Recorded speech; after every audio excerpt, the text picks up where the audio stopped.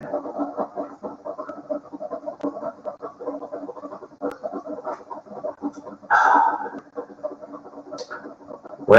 good evening, everybody. Always powered by coffee each and every time. Welcome to another episode of Psycho's Platters. That's right. Not only will this be one of the last episodes of 2023 for the mighty Psycho, this is kind of funny. We are very close to episode 700. Can you believe that? Look at you. I told you. I don't know if I'll ever have a Psycho award. You get the first one because you are always here. You are always the first. And that's statistically proven, sir. I don't think there's anybody else that has ever come in on a broadcast before you. So easy, Mick. Take pride in that. Either that or you're very bored. Okay. So this one at the most is probably going to be an hour. You are so welcome, sir. You are so welcome. If not, maybe even less. I'm sorry. I did not have a lot of stuff to bring to the table today. In case you guys are trying to figure out the three people that are here, why I titled this video "The Win, Cries, Mary, and Other Dedications," we will explain that very shortly on that. I hope that everybody had themselves a really good Christmas. Tyler, how are you? Danny, how are you? I got to catch some of Mayo's stream today a little bit. I was real busy. I was like this. I think I saw more of Mayo's than Rachel's. I don't know, whatever. Yeah, what is it? About 3 weeks from now, like Ghosty Awards are coming. Maybe Psycho will have awards later on. I don't know. Well, I don't know what the award would be. A broken record, like a trophy of a cracked record, because that's how I am. I'm cracked, straight down the middle. Oh boy! All right. So this episode is dedicated to three people. I know, right? Yeah. So it's dedicated to three people. You'll have to forgive me. Once in a blue moon, I'll have to be. I'm checking the phone here. For a reason. Sorry, family member.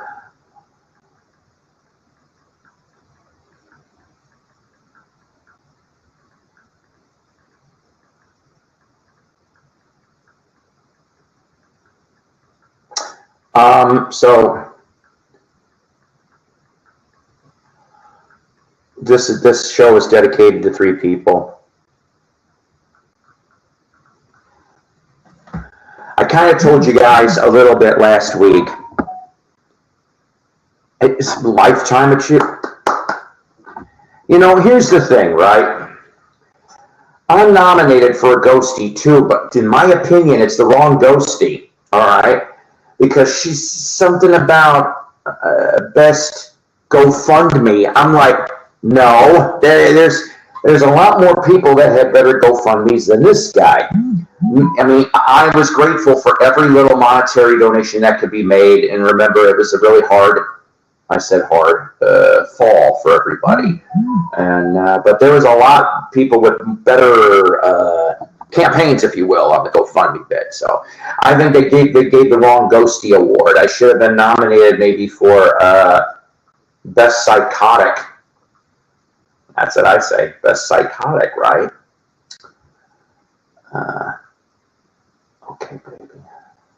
So, I'm sorry, I keep veering off track. I don't mean to. Yeah, maybe so, but you know what? To me, it's stupid fun, Fred. Just stupid fun. I don't really care. It's a lark to me. But like I said, maybe eventually I'll do Psycho Award and get that the Cracked Record Award.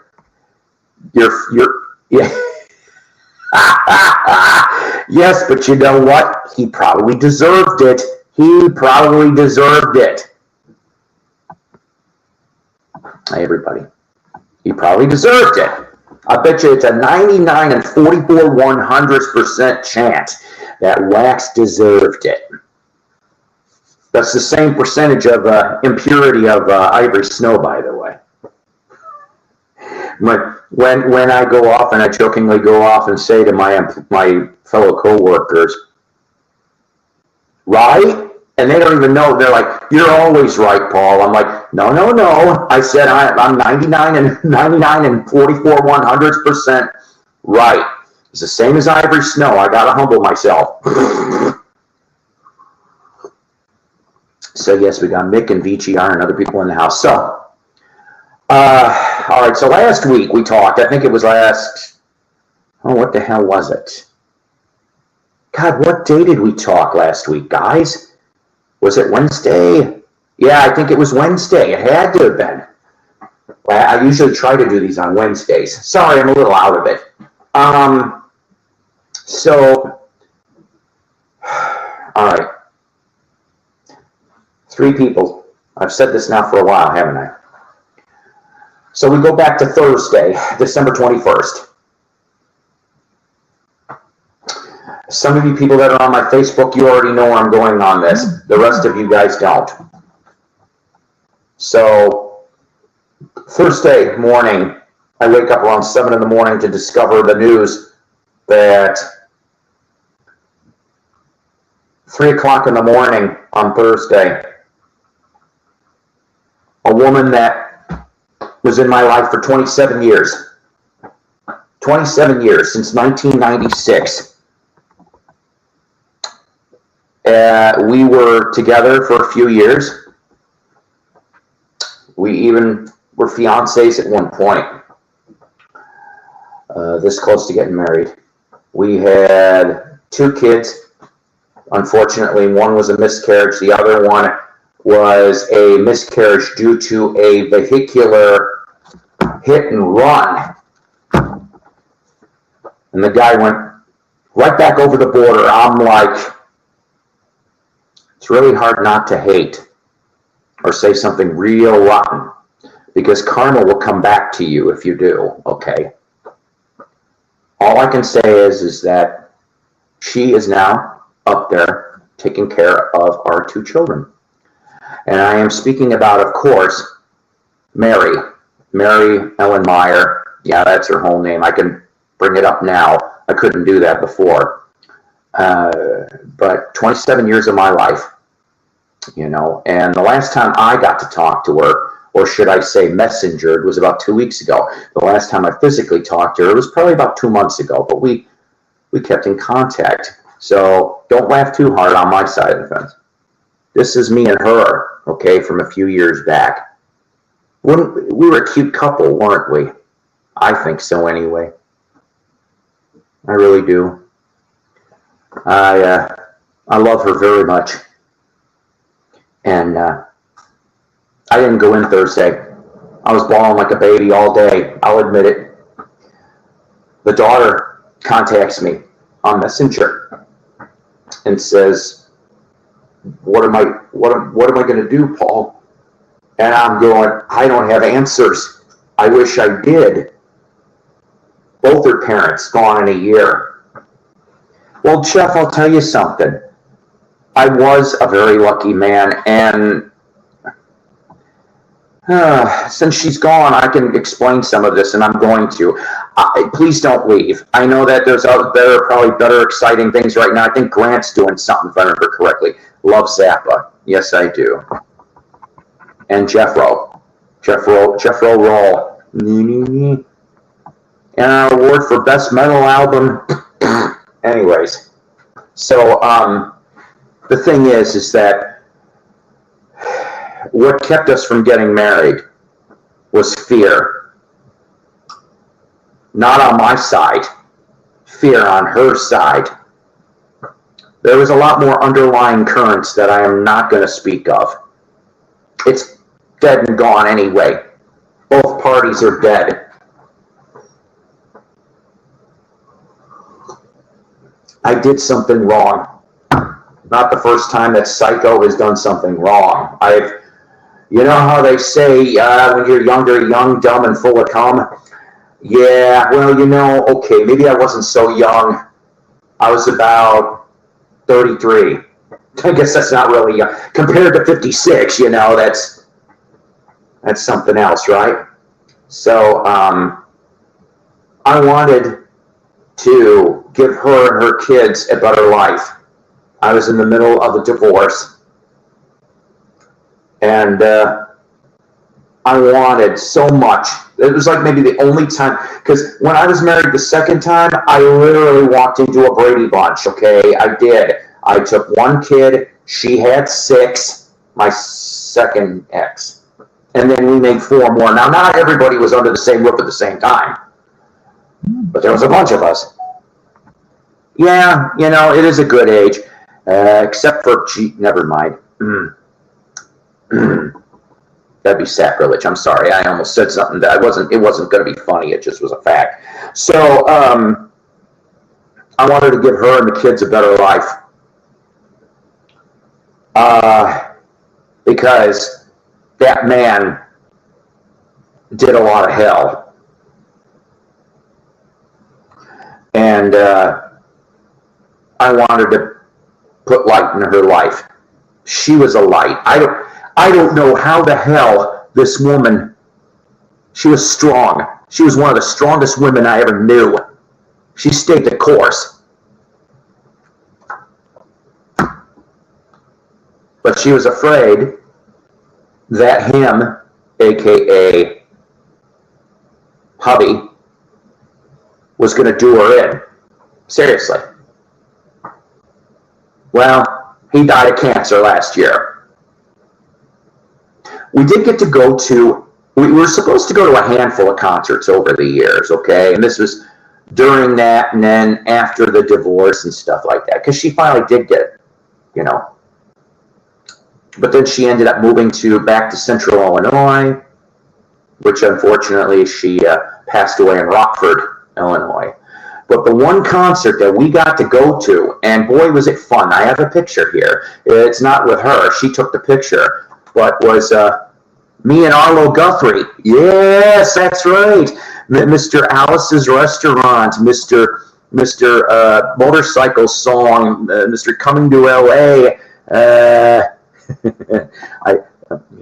that motorcycle song is so funny. And then, of course, not his song, but he's connected. I'm going to show you one of my finds in a minute. He did the song "City of New Orleans Justice." Okay, but yes, you know what? I'll tell you something, Tyler. Arlo was awesome. I heard though in the last few years. And this is alleged, okay, that he might have some Yoko-type wife that she just really is such a harpy. Yeah, you know, maybe. I'm not done there with the fam, by the way. There's another one after this I'll be talking about. And, yeah, the motorcycle song. But, yeah, so she passed away the 21st, okay? I love her always. And she was a disc jockey in the late 70s in the Central Illinois Valley area. If you know where Peru, Ottawa, LaSalle is, which is south of Rockford. She was a disc jockey, and she was called the M&M Girl. And she had a voice like the 900 numbers, except, you know, on the air talking about songs and stuff. She was a real big Yes fan. Especially John Anderson. She really dug John Anderson. And so she got to go. One of the last concerts she ever did, she drove from Peru, Ottawa, LaSalle to the Genesee Theater in Waukegan, Illinois, and saw John Anderson on his Thousand Hands tour. And she paid for the backstage. And I have a picture of somewhere of her and Sean Anderson together. Yes, I thought that was pretty damn awesome. You know what? It should be a name of the band. Yes, it should. Randy. So the last time that I got to see her was about 2 years ago. she came down here because, summertime, kid transfer, grandkid transfer. You know how that can go if you got kids, grandkids. And so we met at our usual place that we used to go, for breakfast.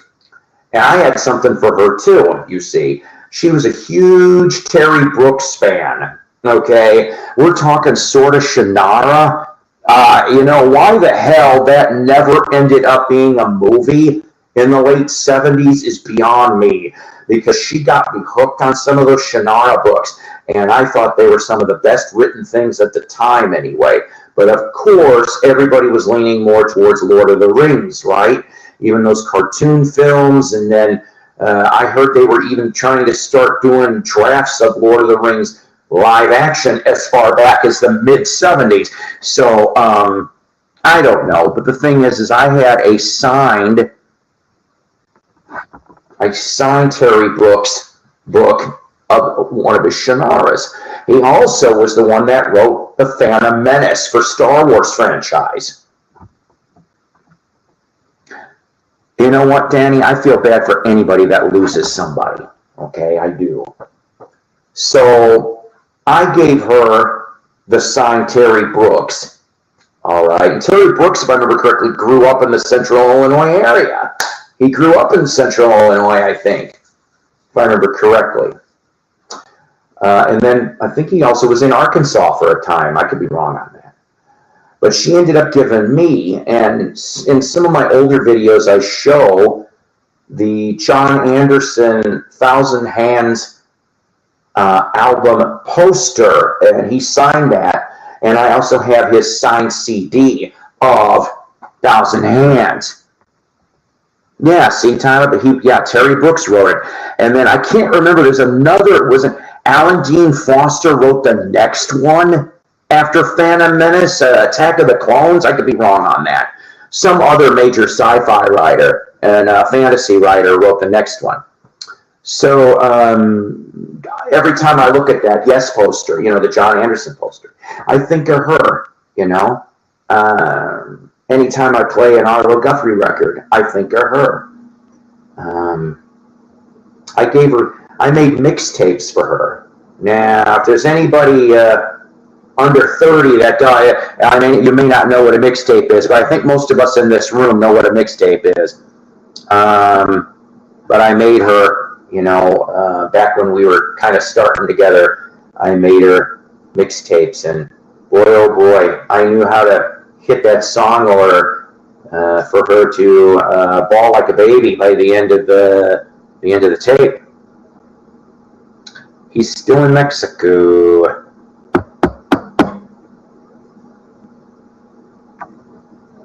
Has he joined the cartel yet? Oh boy. So that's the first dedication, okay?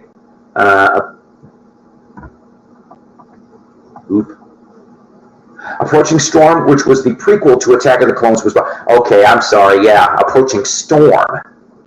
All right. Good. Well, thank you, Tyler. Like I said, this is going to carry with me for quite a while. I would say, as far as from a grief scale is concerned, she's up there with my late wife, Jess. All right. Next month, 28th of January, I always take that day off. I call it Chess Remembrance Day. December 21st, I'm going to try to take that off now every day, every year to be Merry Remembrance Day, because that means a lot to me. Hi, Kevin. Well, thank you, Kevin. I appreciate that, seriously, a bunch. He's holding a handful of pesos all spread out like they're, oh, dear God. Oh, boy. All right, dedication 2. So, I've brought up here before that my biological father, through most of his life, was like a Johnny Appleseed. What do I mean by that? Lots of half-brothers, half-sisters do I have. I think I'm looking at minimum 10. I'm not kidding. 10 half-brothers, half-sisters. And one of them, unfortunately, passed away on Friday, the 22nd of December. I didn't find out about that until the back end of the afternoon. So this episode is dedicated to my half-sister, Lorinda. Yes, so she's on too. She was the only one of the new ones of Shirley and Greg and Lorinda that I did not get to say at least hello to. I tried to, but I'm guessing that the Facebook I was on was an old channel or something. That's the only contact I had. So Greg was the one that mentioned the news, and I'm like, oh boy. So that kind of got me too. I could see what you're saying.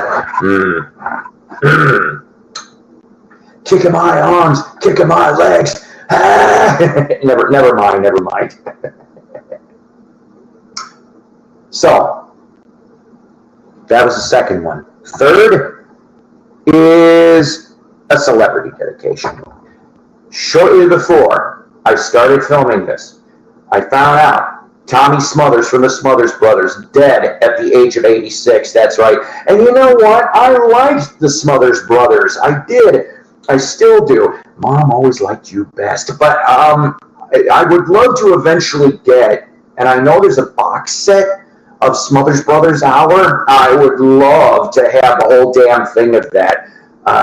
And so such controversial. Okay, back in the time anyway, in the late 60s.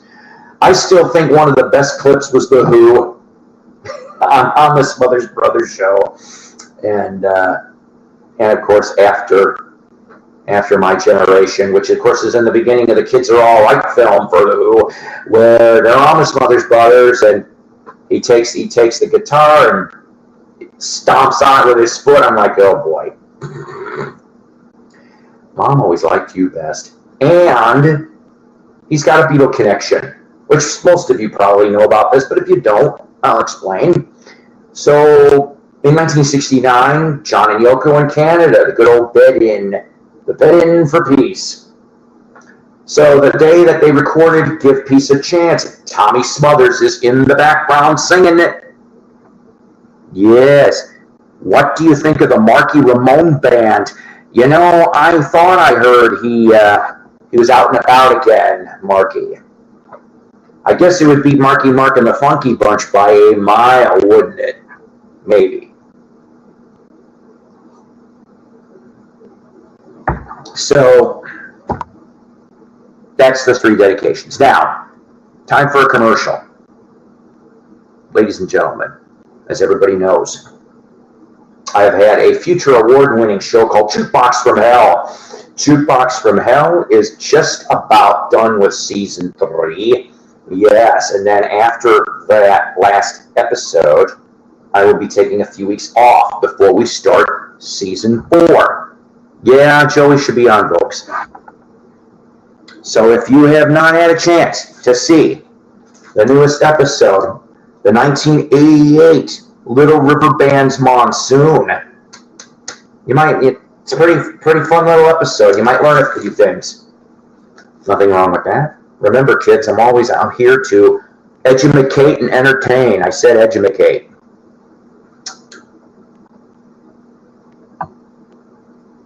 Oh, was that the appearance? Is that okay? Are you talking, Danny, about the one where Robbie Krieger's got the Shiner black eye? Because I've seen that clip. That is a badass clip for,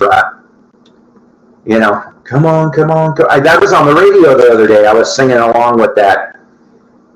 I can't sing very good, but it's like, come on, now touch me, baby. Can't you see that I am not afraid? And of course, the ending, which you have to listen close when they all say in unison, "Stronger than dirt," which of course was the tagline to Ajax back in the 60s. Which I thought that was funny. I didn't know that for years and years. That's what they were saying, because I couldn't figure it out. I'm like, stronger than dirt.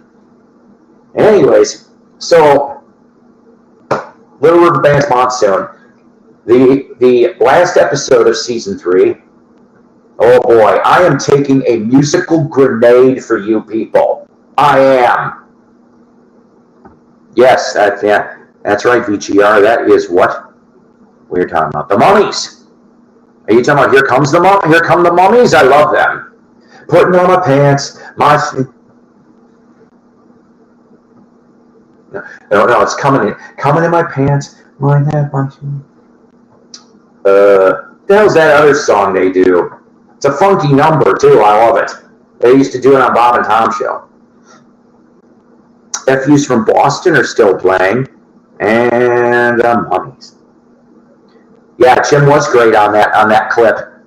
From what I heard, his was the only thing that was live. Was the vocal. The rest of it was pre-recorded. You know, especially with the classical part. So the last episode, of season 3, which will be episode 30, I'm taking a musical grenade for you guys. And I know none of you asked me to take it, but boy, oh boy. So episode 1 of this year was Yoko Ono. You know, we had not all of it. I couldn't do it. About 7 albums, and now episode 30 is going to be the Shags. Yeah, you heard me right. The Shags, Philosophy of the World, and all kinds of other things. Frank Zappa on the Dr. DeMero show at one time said the Shags are bigger than the Beatles. Now, I know he had to have his tongue in cheek on that, okay? And Kurt Cobain said everyone should have this album. Now, I know damn well either he was real high when he was listening to that, or he also was tongue-in-cheek. Yeah, oh no, indeed. That's right. We went from Yoko Ono to the Shags. Now, this is the first place I'm announcing this. It's going to be a 2-part episode. If Psyko normally does not do 2-part episodes of Jukebox from Hell, but I'm in the research that I have been doing for this show. There's so much I can't even, because I don't like making my videos. I try to make them around 10, 11 minutes, okay? Digestible bite size. But lately they've been like 13, 14-minute type spiel. This one here would take way longer than it needs to be. So we're going to split that into 2 parts. There'll be 30A and 30B. Kind of like the Harry Potter, the last two-parter, but Harry Potter being better than the Shags. Yes, it is. And you know what? Farting on an elevator probably would have sounded a lot better than some of those tracks from the Shags. That's right. My pal Foot. That was their dog. And you know, I heard that today. And then, I don't want to give away the ending, but we're going to do a little bit of it. Two of the 3 ladies were still alive as of 2017. And there was a radio station, I think it was an NPR type station, that took those 2 Shags, got them together with a bunch of musicians, and they did a 2017 version of My Pal Foot. The Slider was a great album by T-Rex. 13 Floor Elevators.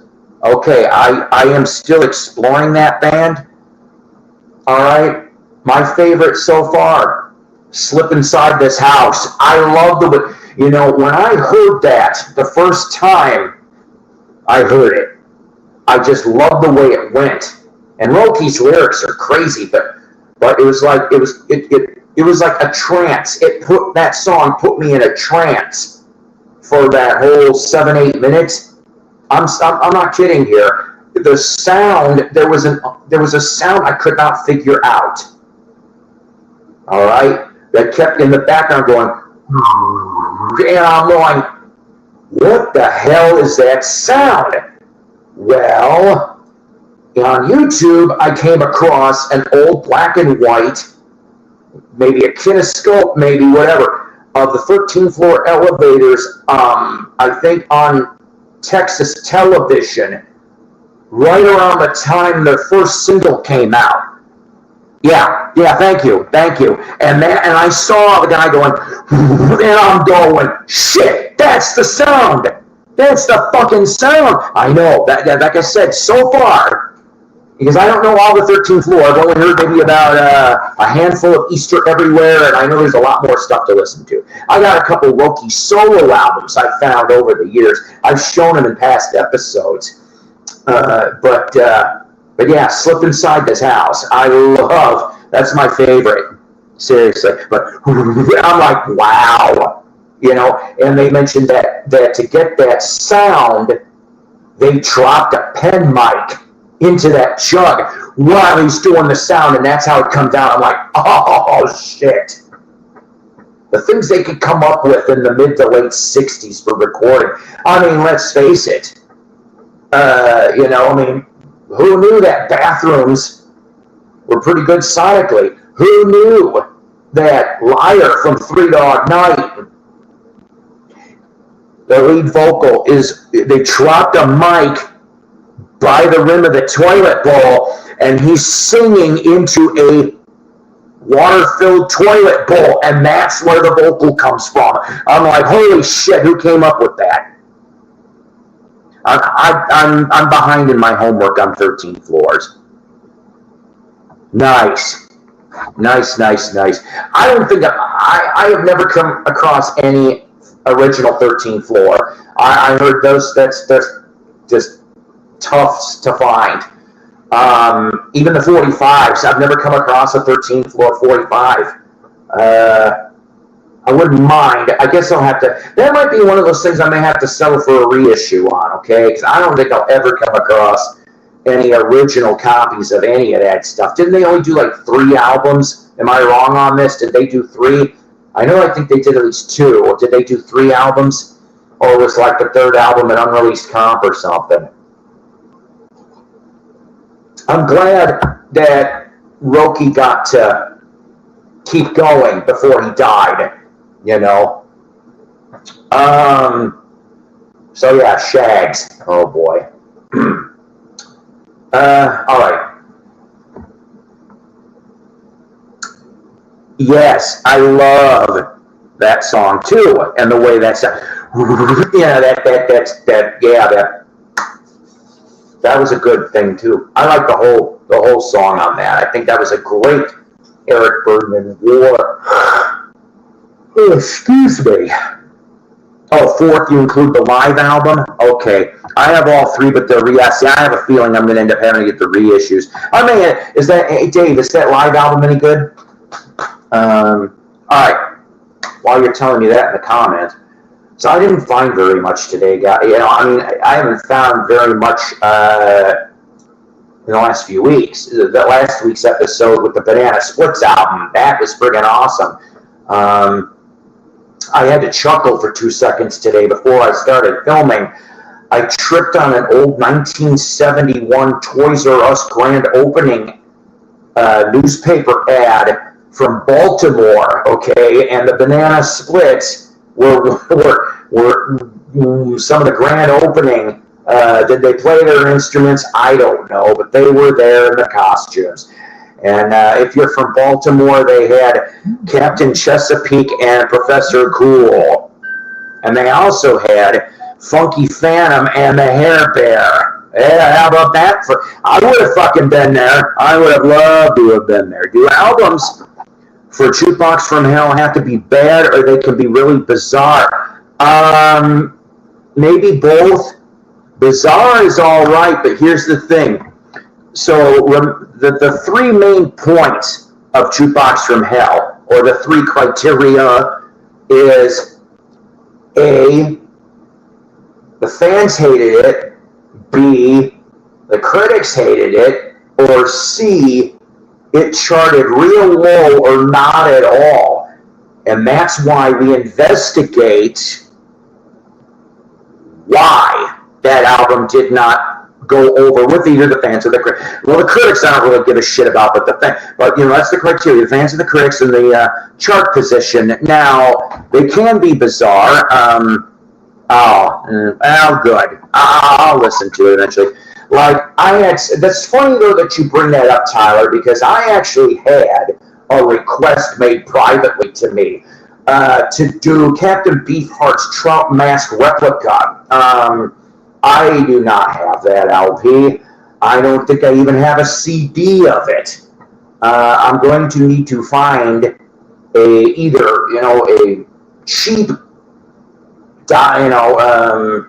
playable condition of Trout, or I'm going to have to find, like I said, a CD. I don't know if either one, whichever I find first. And then I think we'll try for season 4. Captain Beefheart will be there, but I'm not promising that. I'm already starting to show up. That I already got a couple for season 4 already, kind of lined in a queue, so to speak. And we're going to be going all over the place for season 4, like 70s, 80s, 90s is what we're going to be doing pretty much. The one, if you haven't seen it, the one that I'm really surprised barely anybody watched, I guess not all of my videos can be winners, right, was 2, the number 2, W.O. Voyeurs LP from 1998, Rob Halford from Judas Priest. Of course, he wasn't there anymore. This was after Fight. John 5, before Marilyn Manson and David Lee Roth, and executively produced by Trent Reznor. If you guys haven't seen that one either, that's episode 28.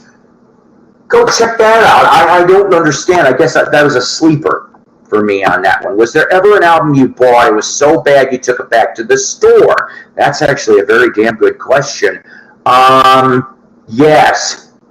Yeah, I'll admit it. One that I can remember. Kisses the Elder. But remember now, it was brand new 1981, okay? I was just getting ready to turn 14. And so I'm like, I know people that bought the Milli Vanilli album. Not me, I didn't get that, but I know people that did.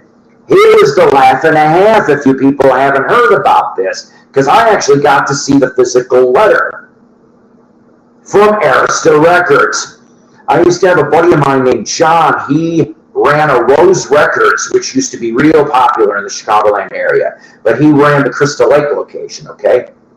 And he chuckled. He got the letter. He goes, oh, I can't, but here, look at this, Paul. And so I saw the Arista letter on their company head, whatever. I don't know if it was BMG Arista or whatever at that time in the 90s, but it said that if anybody wanted to return the Milli Vanilli album, either CD or cassette, either one, okay, that the record store that they return it to would take the copies from the customer and give $3. Oh boy.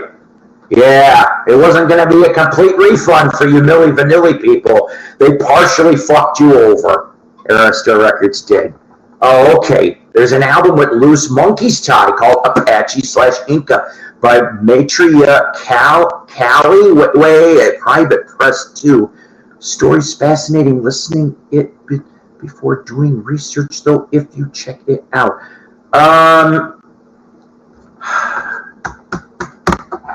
That's not the... Is it a guy? Maitreya Cali? Was that the dude that was... He cut an album for Cold Gems also, or am I getting confused? I'm writing this down, by the way, in the book.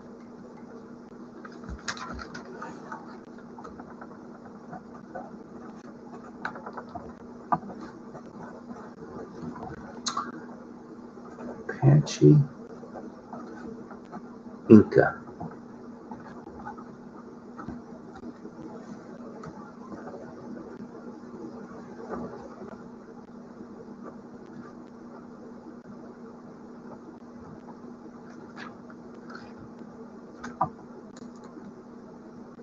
Oh, I've heard about that dude. Yes, I heard about Craig Smith. I love that song. I love that whole album. Pisces, Aquarius, Capricorn, and Jones. Other Monkees fan may disagree with me. I think it was their best damn album. I mean, of course, Headquarters liberated him, but Pisces, Aquarius will always be my favorite Monkees album. That's all there is to it.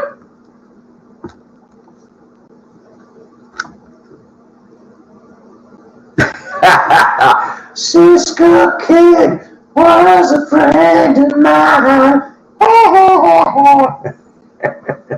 There's only one guy. Now listen, there's only one original member in War, ladies and gentlemen out there. The one you want to go see, is, if they're still touring, is the Lowrider Band. There's like 4 members of War is in that band. Lonnie Jordan is your only original member in War. I'll tell you this. When I saw Eric Burden and the New Animals, which was the shittiest concert I ever went to, that was early 2000s. And I brought some vinyl with me, of course. Now, I think I've told the story, so I'll try to shorten it up if I can. That I waited by the stage door. The stage door was very unusual in this building. It was the Hemmons Auditorium in Elgin, Illinois, okay, almost near downtown. And I won tickets at the last minute for Eric Burden, and the concert, I'm sorry, sucked. It really did. Nothing sounded close. The arrangements were completely off. The closest one that they did a decent job was Sky Pilot. That seemed to be the only one that was close. I'm not kidding you. Any Animal song that was a hit that they did, nope, they screwed it up, and that's a sad thing. So I bought Eric's new CD at the time, which was on Line Records. He couldn't even get an American recording contract, so it was from Germany, okay? That album is, but I brought Eric Burden and War, the second album with the War Bond. With the War Bond was included. I think I still have it lying around somewhere. And of course the inside cover for that second album. But I went downstairs. There was this guy. He was head of the Animals fan club for the region, and I was telling my friends, "Gee, I wish I could get to meet him."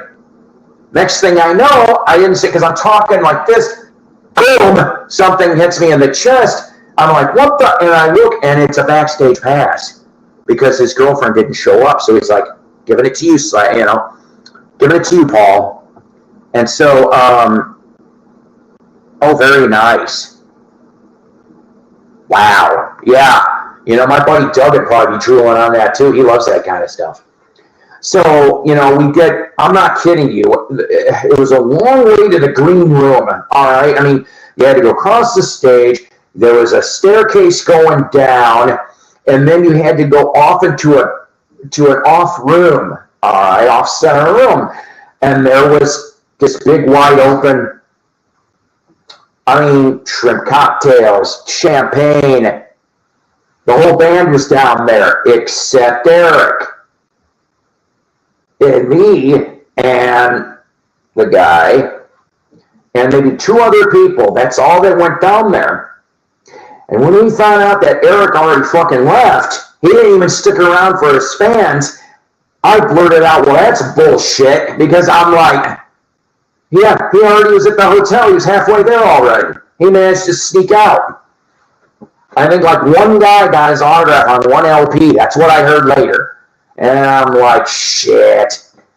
I almost was going to take a bottle of champagne. I was going to take it right off that damn thing and go, "This is mine," and this is, and the guy, it was kind of funny. Because he was looking at the shit too, and I'm like, "We ought to take these fucking bottles of champagne. That'll be their punishment."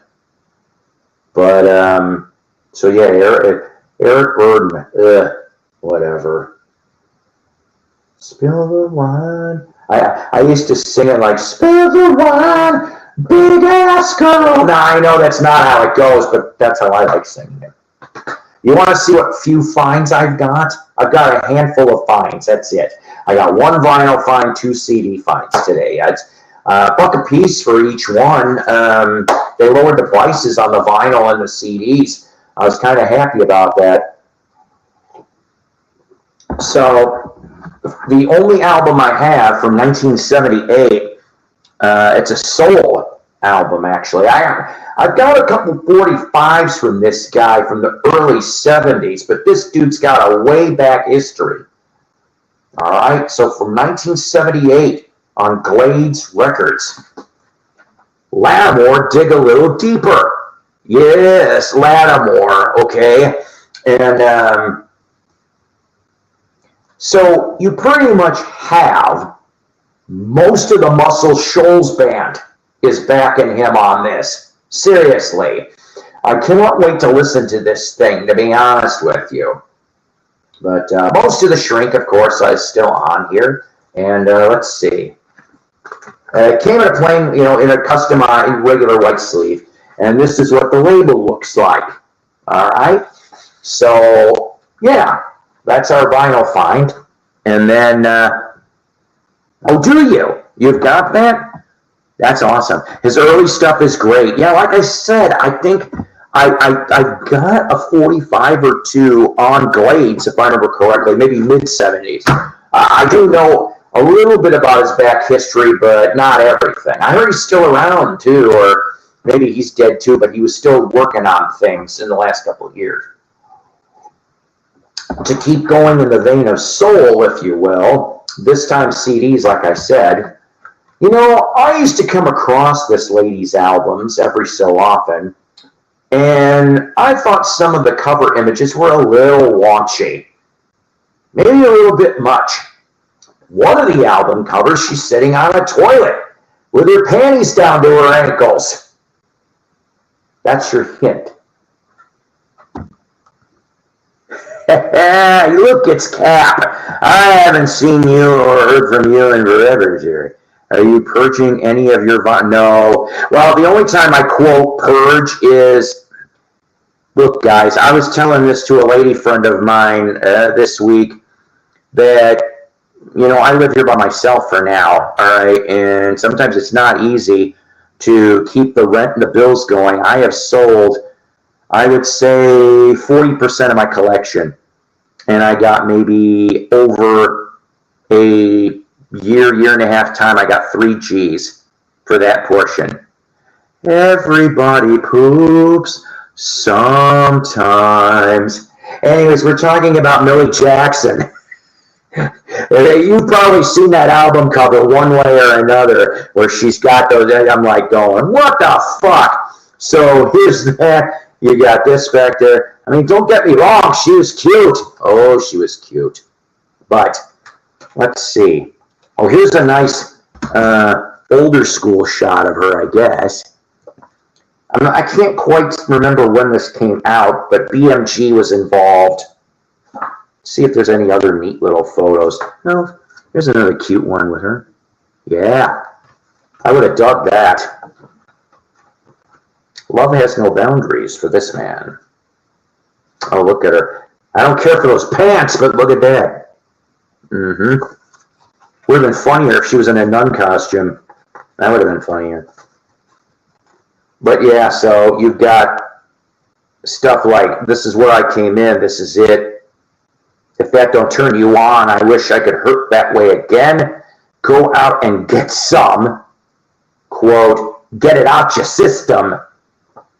Keep the home fires burning. Logs and fangs. Put something down on it. That's what she said. If loving you is wrong, I don't want to be right. The rap. Yeah. And a reprise. That's 11 minutes. 11 minutes of Millie. A little taste of outside love. But not in a porta potty at a forest reserve. I have to draw. I've got to have standards here, kids. I have to. Have I had sex in a forest? You betcha. But not in the porta potties. And thank God it wasn't in mosquito season, okay? That would have pissed me off immediately. Because there's no way in hell that I was going to hang a Centrella candle off my...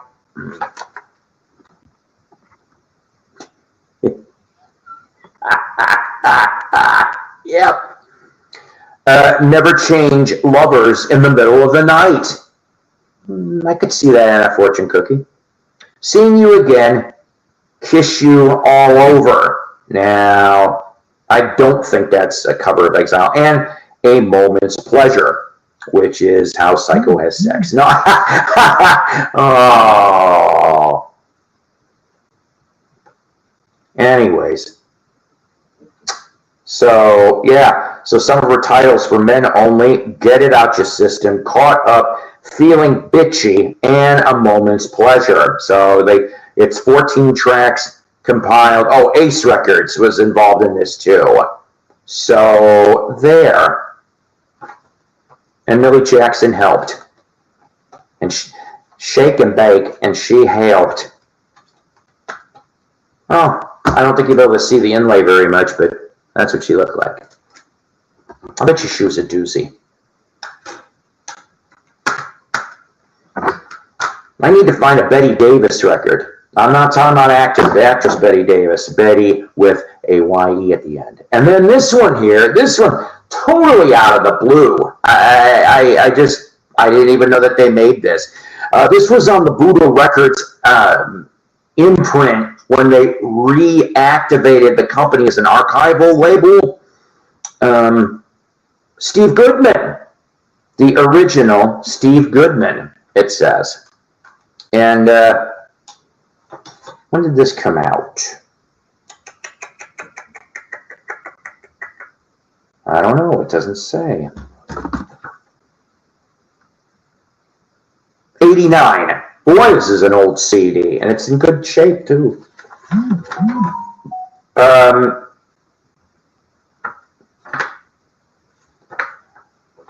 It says here, let me read in my DJ voice.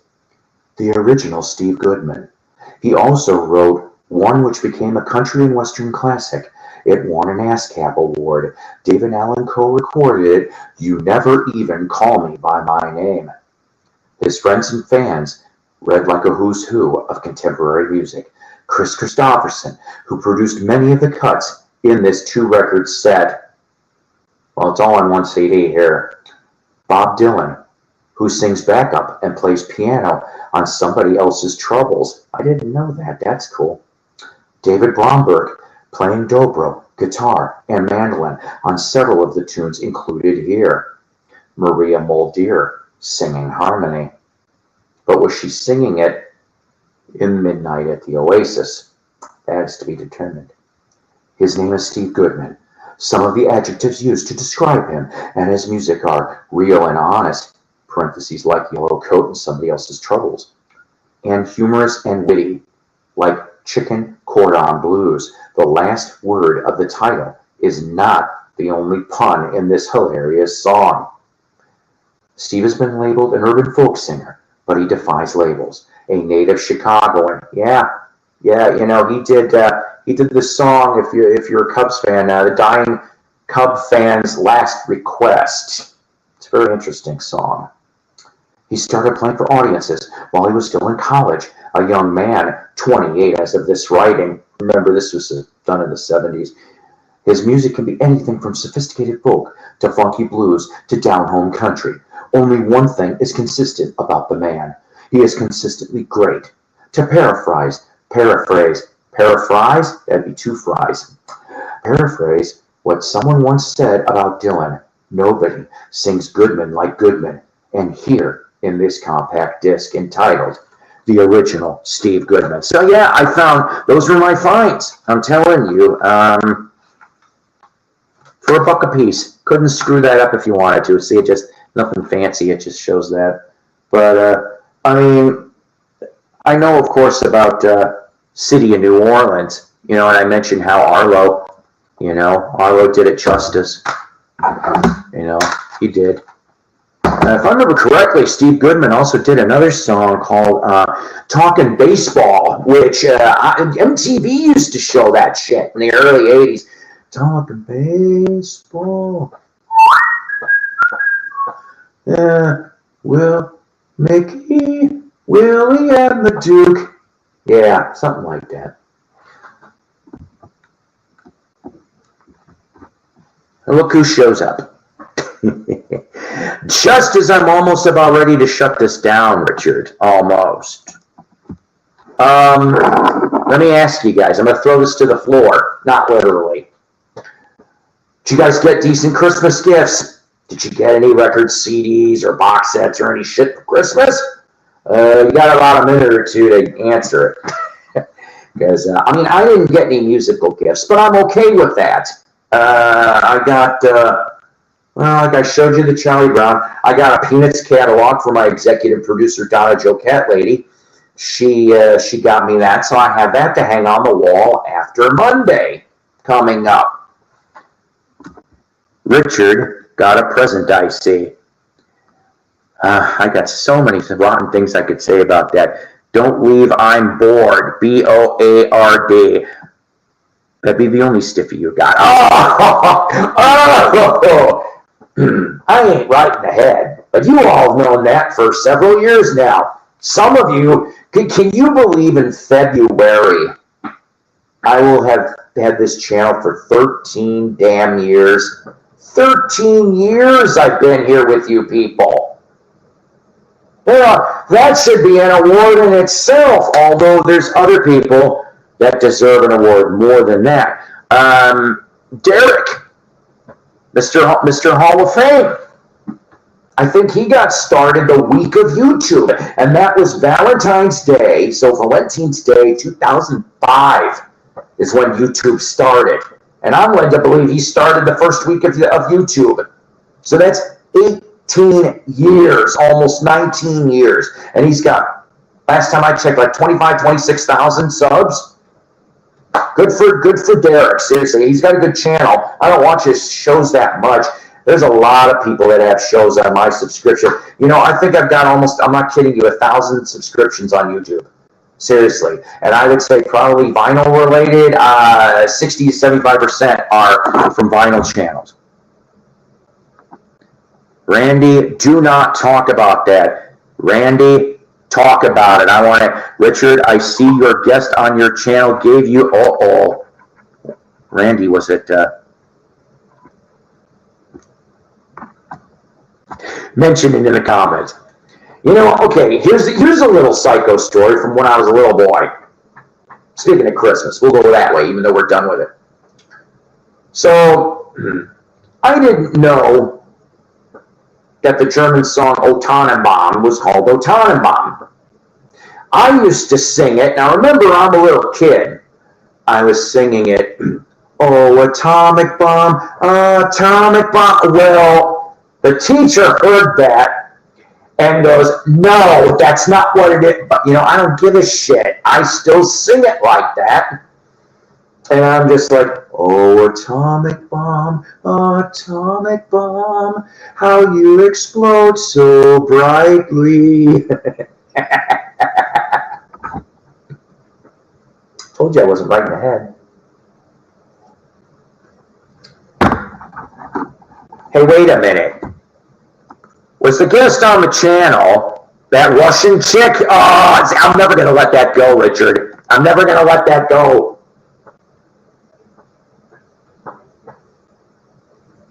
Did you leave, Richard? Did you put mistletoe on your... I did that once. I got a nice result. But that was a long time ago. We're not going to discuss that. This was before the internet, before internet cameras and phone cameras and shit could have caught it on. It was in the 80s. That's all I'm going to tell you. Oh, atomic bomb. Here's the other thing. I came across a crap ton of Christmas albums today, of course. I think they leave them in the back of the room, and then they roll it out when it's at least November 1st. And I found a bunch of True Value Christmas and Firestone Christmas. You guys know what those are. But what amazed me is several of them had Elvis, which was not cheap to get Elvis, an Elvis cut on a Christmas album. One of them was Silver Bells. I can't remember the other track. It was another True Value album. Some of my favorite Christmas songs, Christmas with the Devil from Spinal Tap. Mistress for Christmas by AC/DC. loosey-goosey. Hello, Jeffrey.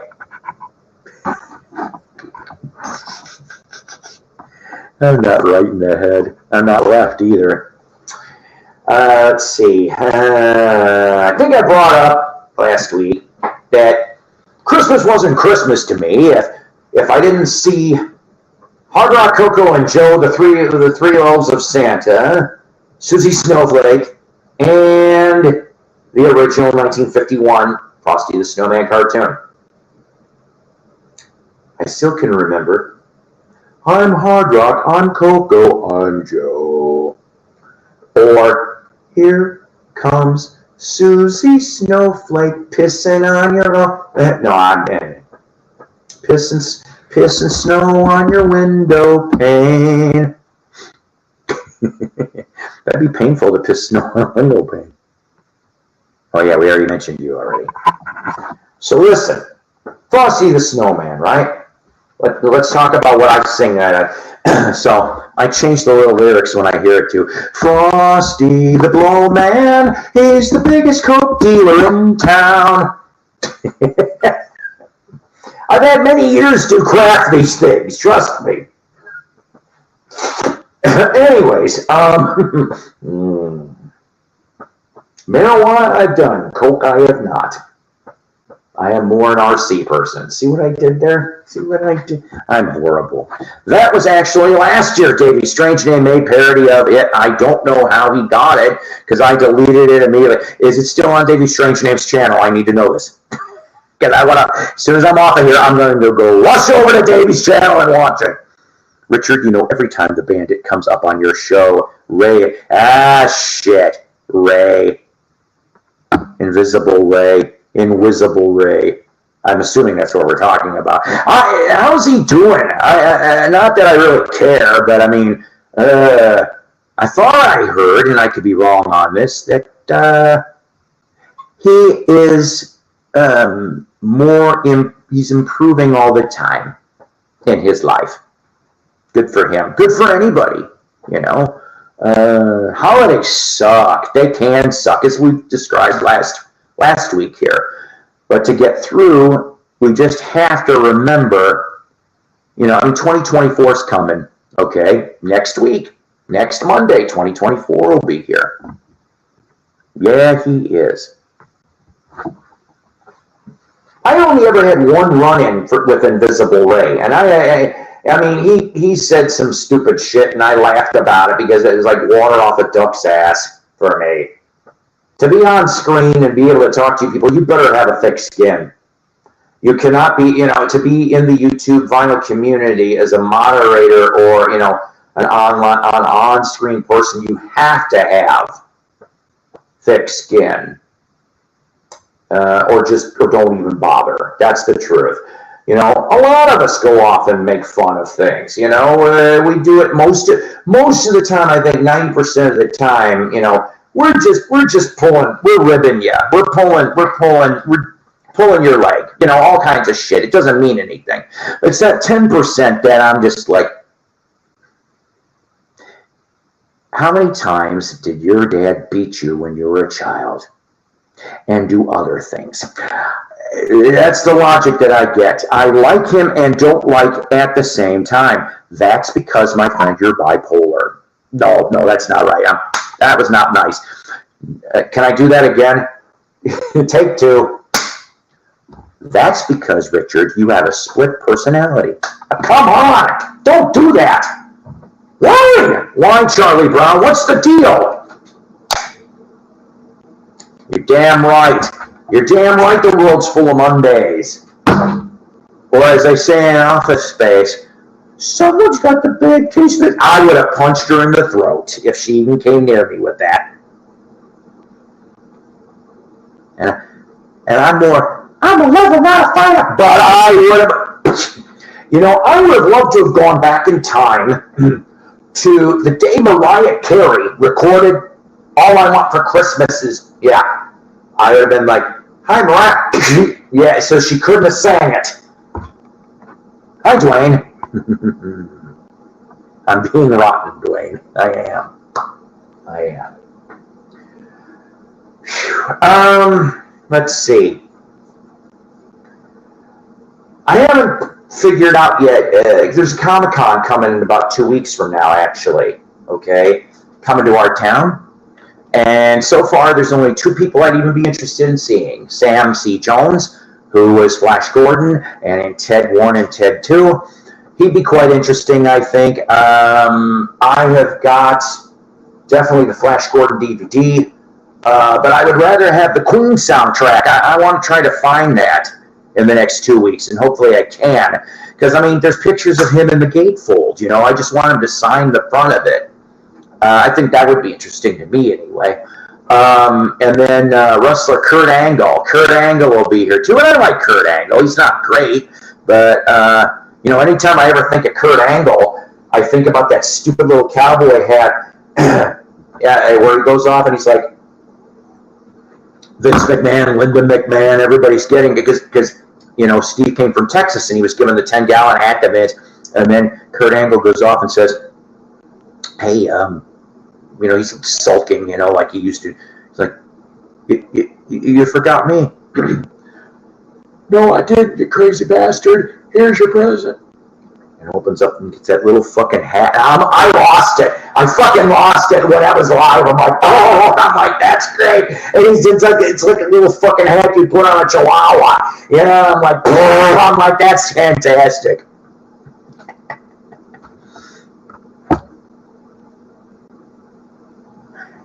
I like Mythbusters. I know who you're talking about. Now, Alice Cooper. I would have loved to have met Alice Cooper. But I bet you now the prices are ridiculous. But I bet you when you met them, they weren't so bad, were they? Now, I do have an Alice Cooper autograph. I do. But that had to do with the Dirty Diamonds tour. So it was that album. What was that, 03, 04 for Dirty Diamonds? I thought that was a hell of an album. I even like that one where it's like he's pretending to be a cross-transvestite trucker. I lost it. I remember the first time I heard that, and I'm like, that's great. That's great. But I like his take on Pretty Ballerina. I really did. And when he did that live, it actually came out really good. Calico Cooper was... and of course he kills her. He always kills Calico. I also saw Alice Cooper live. I do have his autograph. Yeah, see what I'm saying. Now I want to see Alice live again. I have seen him. Memory is telling me 3 times, but I'm only remember 2. And it was in the 2000s, early 2000s. But you know, I thought it was great. I was just like, and I need to see him again. I still got to pick up that Road album. I have not heard one song off that yet. I have a lot of Alice. But, like, the only thing I'm looking for on vinyl, because, yes, I said I'm going to review this for Jukebox from Hell when I find one, is Dada. I want an OG, though, of Dada. I really... I came across one that was a gold stamp promo, okay, but they wanted way too much. And I'm like, I don't think so. I know that album didn't sell really well at all, but I'm like, they wanted, I think it was like 40-something bucks. I'm like, I said, I would rather, and I don't even want a CD, but I'll listen to a CD before I go pay $40-something for an OG Dada. Richard. But, so, oh yeah, so back to the Dirty Diamond thing, right? So, so that night, because I brought vinyl with me, but I bought the Dirty Diamond CD at the merch booth, $20, $20, and Alice signed like, I think it's like, 25 of them each tour stop. That's what he did. So once those 25 were sold out for that tour date, you forget it. You're not gonna you missed the boat. That's when I saw Alice was around 2001 at the Florida Sea. I would have loved to. So I'm trying to think 2001. What album came out from around that time for him? That wasn't Dragontown, was it? Dragontown's a hell of an album. Somebody stole my special edition Dragontown CD. That pissed me off. I'll never know who it was exactly, but it had the special extra couple tracks with, including one of my favorites, Can't Sleep, the Clowns Will Eat Me. I love that fucking song. That thing's hilarious. To me, anyway. If that hasn't been used in a horror flick, it should have been for, like, let's see, Killer Clowns from Outer Space was too early. They should have used it for, like, Terrifier or It. That would have been funny. I don't want to close my eyes.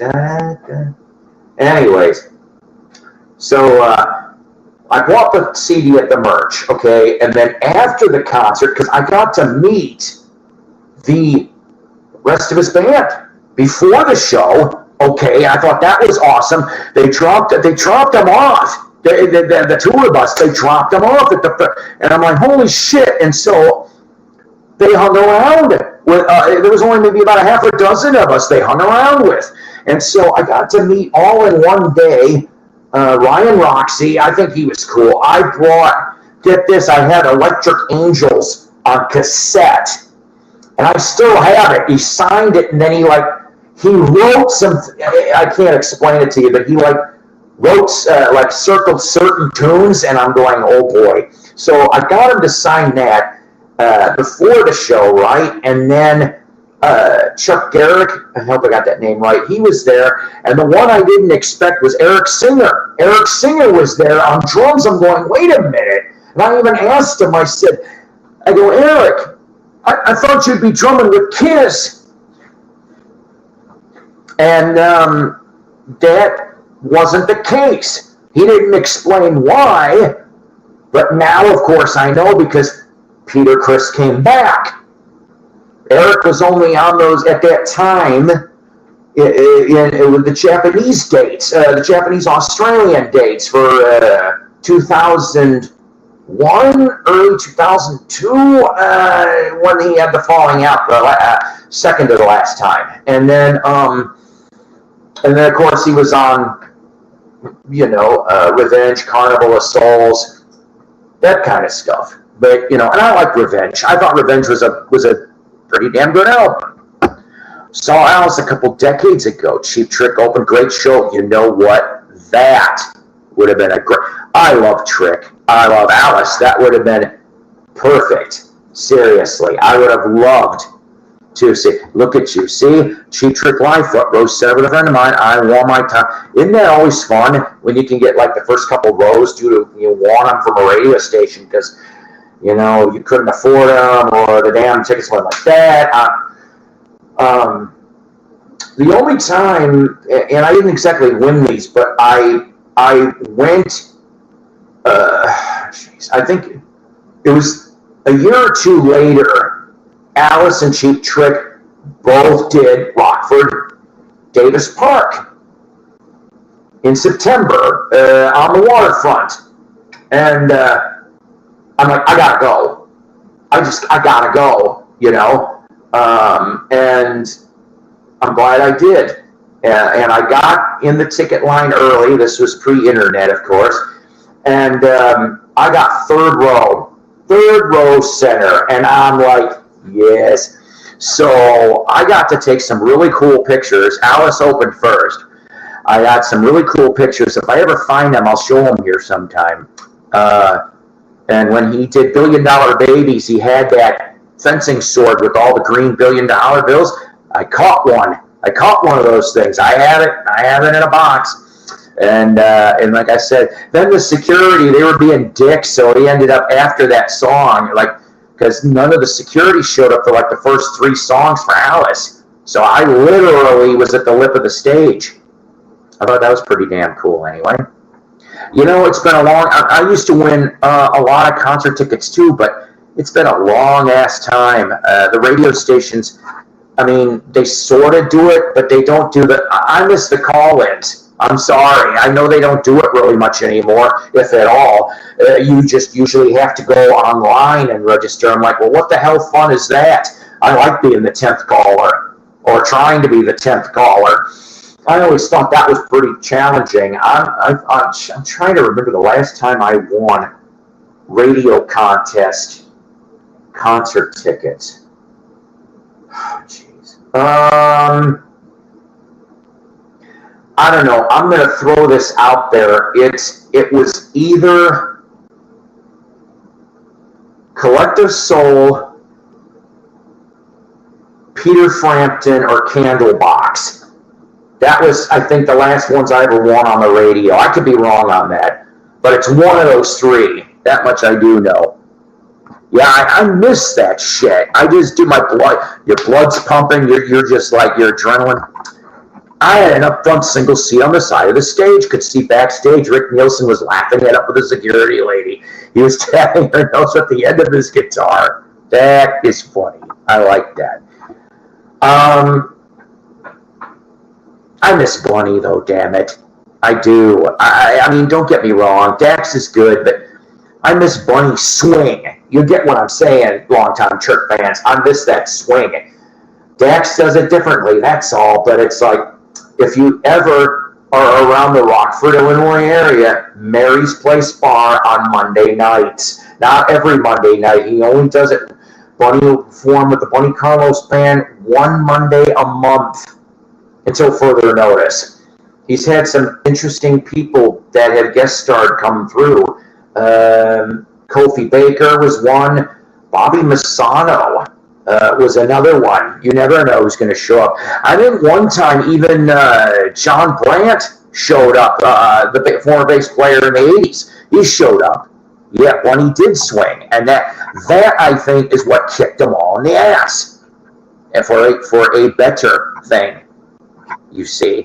Now, watching that 2016 Hall of Fame induction, I'm glad at least that they were able to be on the same damn stage and perform, what was it, 2 or 3 songs.